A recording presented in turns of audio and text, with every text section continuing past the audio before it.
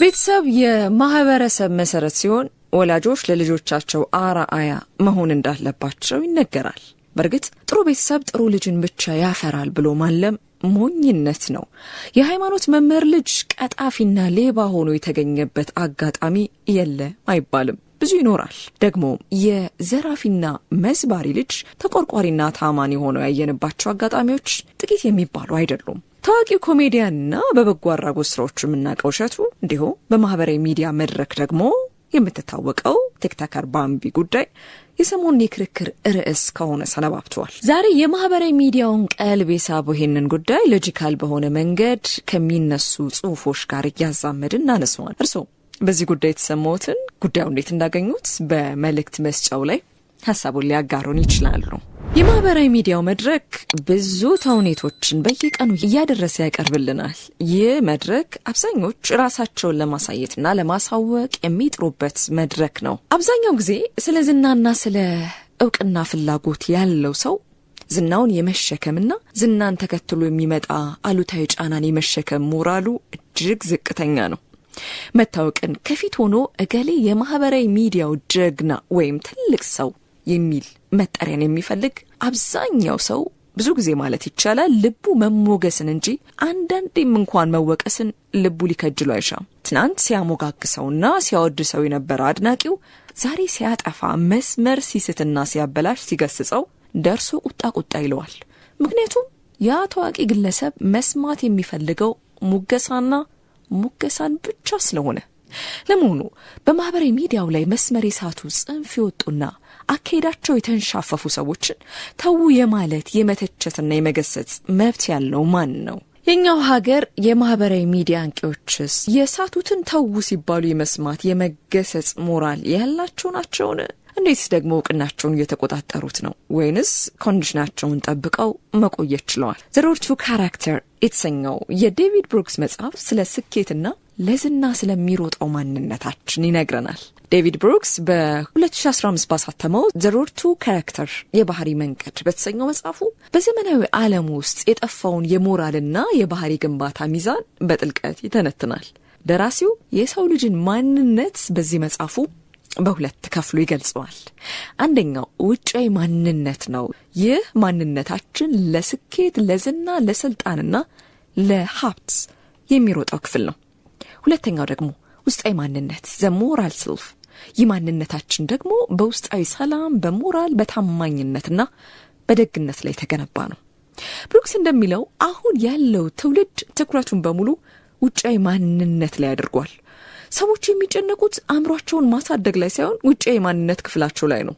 ስለ ገጽታቸው፣ እንዴት ሰዎችን መማረክ እንዳለባቸው፣ እንዴት ሶሻል ሚዲያ ላይ መግነን መታወቅ እንዳለባቸው፣ ምን መልበስ፣ መጠጣት፣ እንዴት ማጋጌጥ እንዳለባቸው።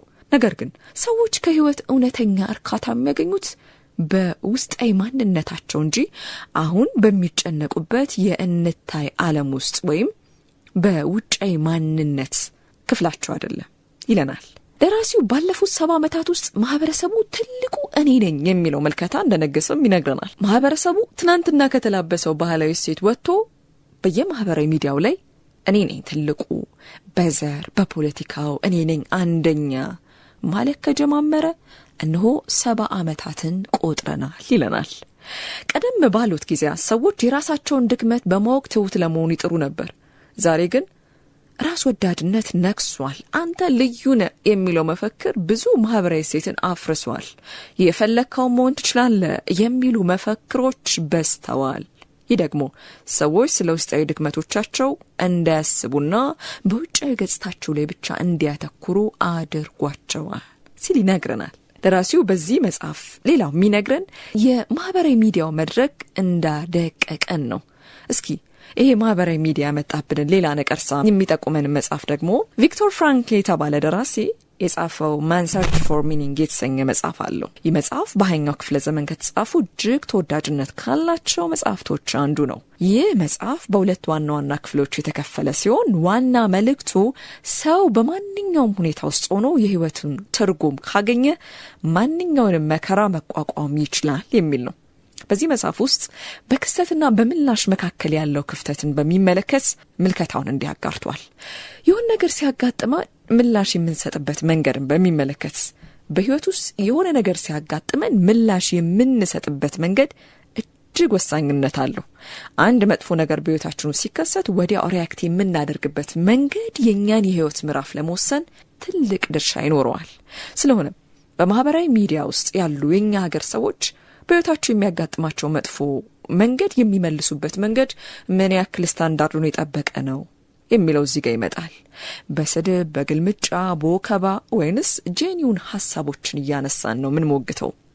ባህል አልባዎች፣ የሰው አይን ጨርሰው የበሉ፣ ከስርዓትና ከባህል ያፈነገጡ የሚባሉት ምዕራባውያን ትችቶችን የሚቀበሉበትና የሚመልሱበት መንገድ በጣም የተደራጀና የተጠናከረ ነው። ታዋቂ የምዕራባውያን አርቲስቶች ደጋፊዎች ብዙ ጊዜ ስታንስ ይባላሉ። እነዚህ ስልጡን ምዕራባውያን ታዲያ የሚተቹትንና የሚነቅፉትን ጠንቅቀው ያውቁበታል። ጥበብን ከባለቤቱ መለየት የሚለው እይታቸው ደግሞ ሁኔታውን እጅግ አሳማኝና አስገራሚ ያደርገዋል። ይህ በጣም የተለመደው የመከላከያ ስልታቸው ነው። አንድ ታዋቂ አርቲስት ወይንም ተጽዕኖ ፈጣሪ፣ የማህበራዊ ሚዲያ ዘርፍ ተጽዕኖ ፈጣሪ ከባድ የማህበራዊ ሚዲያ ዘመቻ ውስጥ ገባ እንበል።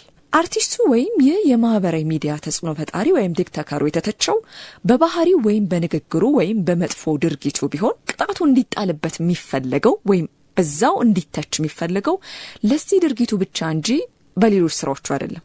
ቢተችም ደጋፊዎቹ እኛ የምንወደው ስራውን እንጂ የግል ህይወቱን አይደለም የሚል መከራከሪያ ያቀርባሉ።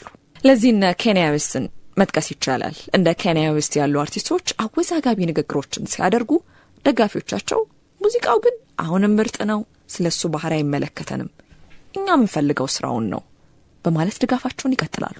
እኛ ሀገር እሸቱ ወይም ባምቢ በአንድ ጉዳይ ሲጋጩ ወዳለፈውና ከጉዳዩ ጋር ባልተገናኘ ህይወት ክፍላቸው ደርሶ ትችት መሰንዘር ይቀናናል። አካውንታቸውን ማሳገድ፣ ከዚህ በፊት የነበራቸውን የህይወት ታሪክ መጎርጎር፣ ማውጣት፣ በአጠቃላይ ግለሰቡን የሚጎዱ ተግባራትን መከወን የተለማመድንበትና የተካንበት ሙያችን ይመስላል። አሁን እንደነ እሸቱ ወይም ባምቢ ያሉ የማህበራዊ ሚዲያ ፍሬዎች የራሳቸውን ደጋፊ አፍርተዋል። አንዱ አንዱን ወግኖ መተቸትና ማጥላላትም በጉዳዩ ላይ እየታየበት ያለ ሂደት ነው። ስህተት እየተከሰተ ያለው በማህበራዊ ሚዲያው መስክ እየታዩ ያሉ ጉድፎች እያዩ እንዳላዩ በማለፍ የመጣ ነው እና ትክክል እንደሆነ በመቁጠር ታዲያ ስህተቱ ስህተት ነው ብሎ ማን ይናገር? ሁላችንም ኃጢአተኞች ነን ብለን ካልን ማን ነው ትክክል? ሁሉም ተማሪ ከሆነ ማን ነው መምህር? ትውልዱ ከራሱ በላይ ለሆነ ዓላማ ወይም ለሀገር፣ ለወገን፣ ለፈጣሪ መሆን ሲጀምር የጠፉ ሴቶች ይመለሳሉ ተብሎ ይታመናል። ለማንኛውም እርሶ የተሰማዎት ምንድን ነው? እስኪ ያክሉበት።